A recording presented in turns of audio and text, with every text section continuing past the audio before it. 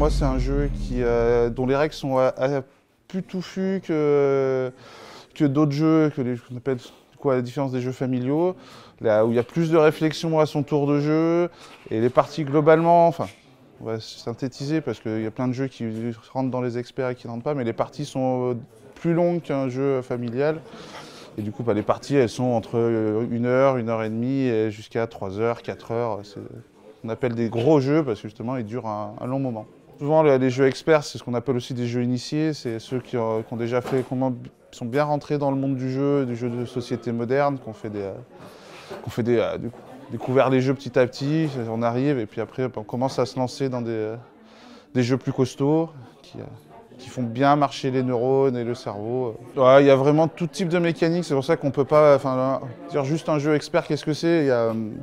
Parce qu'il y a des jeux de deck building qui sont, du coup, on construit sa pioche de cartes, pour des jeux de pose d'ouvriers, des jeux de gestion. Alors des fois ça se mélange tout aussi un peu ensemble. Il y a aussi des gros jeux, il y a aussi des jeux qu'on appelle un peu Ameritrash, qui sont des jeux avec beaucoup de dés, donc, où ce genre de jeu, la part de chance est plus élevée, alors que la plupart des jeux de gestion, de pose d'ouvriers, la part de chance, elle est plus maîtrisée.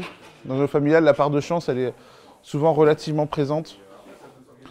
Du coup, il y a vraiment beaucoup de types de jeux différents, des jeux d'enchères, et plein de choses comme ça. Moi, dans mes jeux préférés, j'aime beaucoup les jeux de pose d'ouvriers, les jeux de gestion. Donc en pose d'ouvrier, beaucoup Russian Railroads, qui est un jeu qui commence à dater un peu, qui va avoir une nouvelle édition avec une big box avec toutes les extensions dedans, qui devrait arriver au courant 2022, je crois. Il y a Terraforming Mars, qui est un très grand classique maintenant dans les gros jeux de gestion. Et dans les derniers sorties, il y a les Ruines de Narak, qui est pas mal aussi.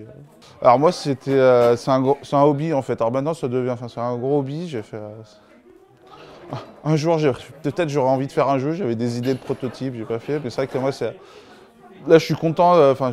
J'étais sur Lyon, j'avais une autre asso. Là, sur cet asso-là, tous les vendredis, on se retrouve. Alors c'est vrai que moi, ça me permet tous les vendredis, ça fait une animation, ça me fait ma sortie, ça me permet de faire justement des jeux experts les vendredis soirs. C'est ma nouvelle passion, c'est ma nouvelle activité que je fais du coup avec des gens. Arrête de raconter des conneries. Oui, j'arrête.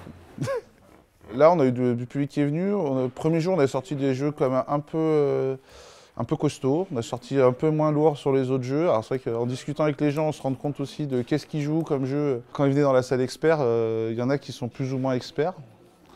Donc j'espère qu'on en a emmené quelques-uns vers un peu plus loin, mais on a essayé d'être le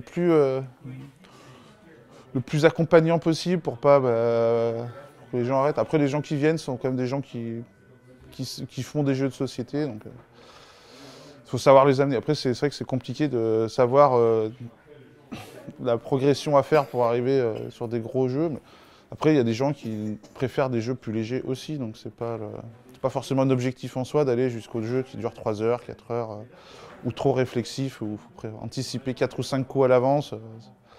Moi, c'est ce que j'aime bien dans les jeux, savoir anticiper, réfléchir, même si des fois, à l'intuition, on peut faire des très bons coups aussi. Mais on n'emmènera pas tout le monde là-dedans, mais ça permet de...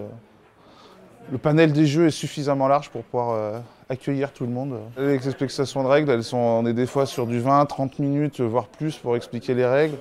Sur une journée, on s'en est rendu compte un petit peu, c'était un peu compliqué, surtout en finissant à 18 h, on se rend compte qu'à partir de 4 heures, c'est compliqué de lancer un nouveau jeu.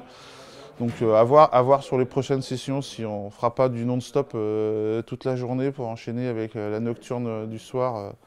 Puisque ça correspond, les nocturnes, c'est aussi pas mal de gens qui viennent pour faire des jeux experts, donc ça pourrait correspondre de ne pas s'arrêter en fait, et ça serait moins frustrant pour les gens qui arrivent d'arriver à 6 h, de se lancer dans un jeu et de pouvoir continuer jusqu'à dans la nuit.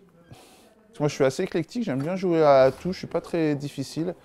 Après naturellement, quand je veux faire un jeu, je vais pas forcément faire un jeu d'ambiance, mais ça m'est arrivé c'est quand hier soir.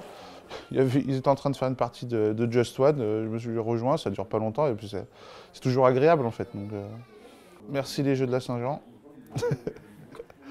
et à l'année prochaine.